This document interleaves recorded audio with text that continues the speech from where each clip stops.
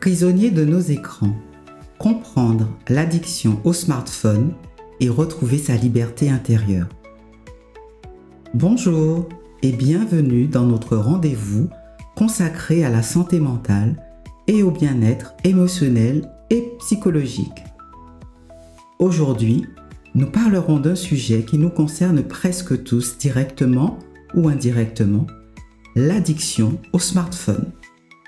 Les écrans, et plus particulièrement ce petit objet qu'est le smartphone, sont devenus indispensables dans nos vies et peut-être aussi utiles que toxiques. Bonjour et bienvenue dans ce nouvel épisode de mon podcast. Je suis Karine Luizy, thérapeute sophrologue et praticienne EMDR et depuis plusieurs années, j'accompagne des individus de tout âge, des couples, des familles, dans les moments de crise ou de changement de vie. Mon objectif est de vous offrir un espace où vous pouvez explorer vos émotions, mieux comprendre vos ressources psychologiques, vos dynamiques relationnelles et avancer vers plus d'harmonie. Aujourd'hui, nous allons parler de notre relation aux écrans. Cet épisode s'intitule « Prisonniers de nos écrans », comprendre l'addiction au smartphone et retrouver sa liberté intérieure. Savez-vous que nous consultons en moyenne notre téléphone 221 fois par jour? Que nos jeunes passent jusqu'à 5 heures par jour sur leurs écrans, souvent au détriment de leur sommeil, de leurs relations et de leurs études. Alors, sommes-nous devenus esclaves de nos smartphones? Et surtout, comment briser cette dépendance sans renoncer totalement à la technologie? Restez à l'écoute, je réponds à toutes ces questions. Tout d'abord, pourquoi est-ce que ce petit écran exerce-t-il une telle emprise sur nos vies? Si le smartphone exerce une telle emprise sur nous, c'est parce qu'il est conçu pour capturer notre attention. Les applications numériques utilisent des mécanismes psychologiques très puissants comme les notifications et les récompenses aléatoires qui déclenchent la libération de dopamine, l'hormone du plaisir. C'est un mécanisme similaire à celui que l'on observe dans les addictions plus classiques, comme le jeu ou les substances psychoactives. Mais ici, l'accès est constant, immédiat et souvent invisible. Cela en fait un outil redoutable et potentiellement dangereux. Ce qui est le plus grave est que ce sujet touche presque tout le monde.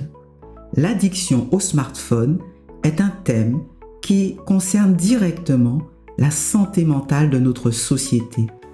Selon une étude récente, les Français passent en moyenne 3h30 par jour sur leur smartphone. Cela représente plus de 50 jours par an.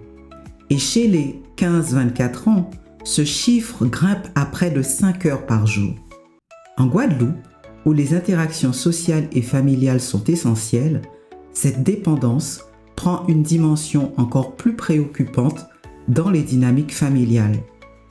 Le smartphone a un impact observable sur la qualité de vie, le sommeil, les relations et même les performances scolaires ou professionnelles. Ces comportements d'utilisation excessive sont désormais reconnus comme une forme d'addiction comportementale. Et plus nous utilisons notre téléphone, plus nous avons envie de continuer. Cela crée une boucle de dépendance. Le sujet des écrans est une thématique complexe, car ce n'est pas seulement une question de technologie. Le smartphone est aussi devenu un refuge émotionnel. Nous l'utilisons pour fuir l'ennui, le stress ou la solitude, fuir notre réalité ou la routine, anesthésier ses émotions. Par exemple, combien d'entre nous consultons nos téléphones dans les files d'attente ou pendant des moments de pause? Ces petites habitudes anodines peuvent prendre une place énorme dans nos vies.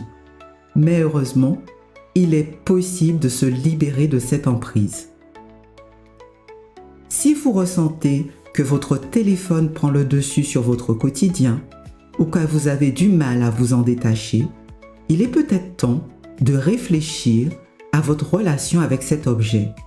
C'est justement ce que je propose d'explorer dans mes accompagnements thérapeutiques pour vous aider à retrouver un équilibre.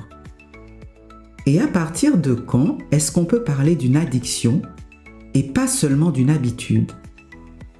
Être connecté ou pas grâce à ce petit écran est un problème de société car il concerne tout le monde. Ces comportements touchent des personnes de tout âge, y compris des enfants, ce qui rend la prévention et l'accompagnement encore plus essentiels. L'OMS, l'Organisation mondiale pour la santé, pour les moins de 12 ans, aucun accès aux écrans. Pour les 2 à 5 ans, pas plus d'1 heure par jour. Pour les 6-12 ans, 2 heures par jour maximum, en dehors des devoirs. Et pour les adolescents, 3 heures par jour, mais avec des pauses régulières. Ce qui distingue l'addiction d'une simple habitude, c'est la perte de contrôle et les conséquences négatives sur la vie quotidienne. Une habitude, même fréquente, ne nous empêche pas de fonctionner normalement. Une addiction, en revanche, nous enferme dans un cercle vicieux où nous ressentons de l'anxiété ou de l'agressivité en cas de privation et où nous finissons par négliger les aspects essentiels de notre vie, notre sommeil, nos relations ou notre travail. Ce qui est préoccupant avec le smartphone, c'est que cette dépendance est souvent invisible. On la normalise. Tout le monde fait pareil. Je gère très bien mon temps, se dit-on. Et pourtant, si vous consultez votre téléphone dès que vous êtes stressé ou pour éviter une tâche difficile, il peut s'agir d'un mécanisme d'évitement. En thérapie, je travaille avec mes patients pour comprendre ces déclencheurs situationnels et émotionnels et les remplacer par des stratégies plus saines. L'objectif est de reprendre le contrôle sans culpabilité et de retrouver un usage conscient de la technologie. Quels sont les signes d'une addiction au smartphone? Souvent, les gens n'associent pas le smartphone à une véritable addiction et hésitent à consulter un médecin. Je propose un accompagnement simple, humain et surtout personnalisé. Que vous soyez parent inquiet pour vos enfants ou que vous vous sentiez vous-même dépassé, mon cabinet est un espace d'écoute et d'outils adaptés à votre quotidien. Dans de nombreux cas, il n'est pas nécessaire d'attendre un diagnostic médical pour commencer à aller mieux. Et puis, les signes d'une addiction aux écrans sont variés, mais voici les plus fréquents. Petit 1, la perte de contrôle. Vous passez beaucoup plus de temps que prévu sur votre téléphone, souvent au détriment d'autres activités. L'objet smartphone vous fait perdre la notion du temps. Vous avez moins de temps pour une activité de production, moins de temps de repos, moins de temps d'activité pour vous-même, votre famille ou votre foyer. Petit 2, l'impact émotionnel. Vous vous sentez plus anxieux, facilement irritable ou même en colère si vous ne pouvez pas accéder à votre téléphone. Est-ce que passer une journée sans Internet vous déstabilise ou vous inquiète? Petit 3, des répercussions sur le sommeil. Vous avez du mal à vous endormir ou à dormir suffisamment à cause du temps passé devant les écrans. Petit 4, une diminution des interactions sociales. Vous préférez vous isoler des autres. Vous préférez scroller sur les réseaux sociaux plutôt que de passer du temps avec vos proches. Petit 5, une baisse de productivité. Vous êtes moins concentré, moins attentif. Vous oubliez ou vous mémorisez mal et vous êtes moins performant au travail ou à l'école car vous êtes souvent distrait par votre téléphone. Selon les âges, les signes d'addiction au smartphone varient. Chez les adultes, on peut observer irritabilité ou anxiété en cas de privation, vérification compulsive des notifications même sans raison, difficulté à se concentrer ou à profiter d'un moment sans écran, troubles du sommeil, 67% des personnes utilisent leur téléphone juste avant de s'endormir, ce qui retarde l'endormissement de 30 à 60 minutes. Chez les jeunes et les enfants, on peut observer une chute des performances scolaires, un isolement social, un refus de participer à des activités familiales, une fatigue chronique et une somnolence en classe. Sachez que 58% des adolescents en Guadeloupe déclarent se réveiller la nuit pour consulter leur téléphone.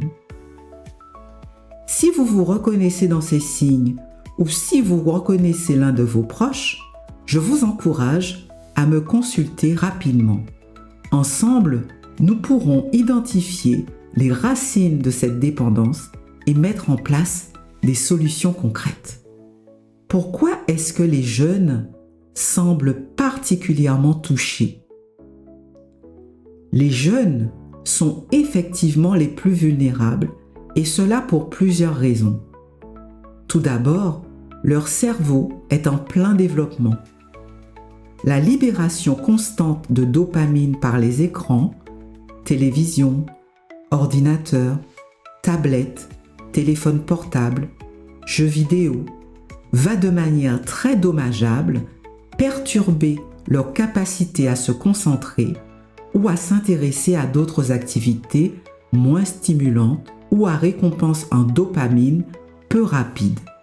Dans de nombreux cas, il va y avoir des retards de développement cognitif et ils n'auront pas la capacité d'avoir des relations normales et ils n'auront pas la capacité d'avoir des relations normales avec leur famille et leur environnement. Ensuite, les réseaux sociaux jouent sur leurs besoins de validation sociale. Chaque like ou commentaire positif est perçu comme une récompense et l'absence de réaction peut entraîner un stress important. Enfin, le smartphone est souvent un baby-sitter numérique. Parfois, par manque de temps ou d'énergie, les parents permettent un usage excessif des écrans. Mais cela peut avoir des conséquences à long terme. Si vous êtes parent ou que vous vous inquiétez pour vos enfants, n'hésitez pas à venir m'en parler. En thérapie familiale, nous pouvons travailler ensemble sur des solutions adaptées à votre situation.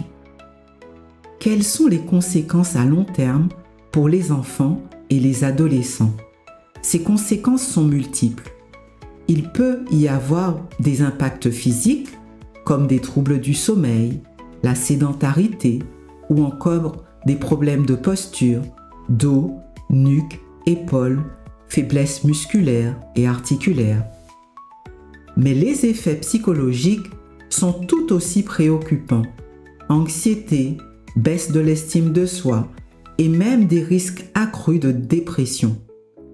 Il est observé une corrélation entre le temps passé sur les écrans et les manifestations d'état anxieux et dépressifs. Les jeunes qui passent beaucoup de temps sur les écrans peuvent avoir du mal à développer des compétences sociales essentielles. Par exemple, la capacité à lire les émotions d'autrui ou à gérer des conflits dans la vie réelle. En tant que thérapeute, je propose des ateliers spécifiques pour les jeunes et leurs parents. Ces séances permettent de comprendre les enjeux, d'apprendre à poser des limites et de retrouver une dynamique familiale plus saine. Les conséquences que vous pouvez observer chez vos jeunes et qui doivent vous interpeller sont multiples. Baisse de l'estime de soi. Les jeunes se comparent constamment aux autres sur les réseaux sociaux. Risque accru d'anxiété et de dépression. Les études montrent un lien direct entre le temps d'écran excessif et les troubles de l'humeur. Problèmes de développement cognitif, l'utilisation excessive des écrans peut réduire la capacité d'attention et la mémoire à long terme, les aptitudes intellectuelles, des retards ou échecs scolaires. Conflits familiaux. Les parents se plaignent souvent du manque de communication avec leurs enfants qui restent absorbés par leur téléphone. Et pour les familles, comment cela se traduit-il? L'addiction au smartphone ne touche pas seulement l'individu, mais toute la famille. En tant que thérapeute familial, je travaille avec les parents, les enfants et même les couples pour recréer une harmonie dans les relations. Par exemple, je peux accompagner une famille et l'aider à poser des limites ensemble et à retrouver des moments sans écran indispensables pour leur cohésion familiale. C'est une démarche collaborative et c'est là que mon approche se distingue des autres. Dans les familles, le smartphone crée souvent une distance émotionnelle. En consultation, je vois des parents désemparés parce qu'ils ne reconnaissent plus leurs enfants ou des conjoints qui se sentent négligés. Dans les familles, le smartphone crée souvent une distance émotionnelle.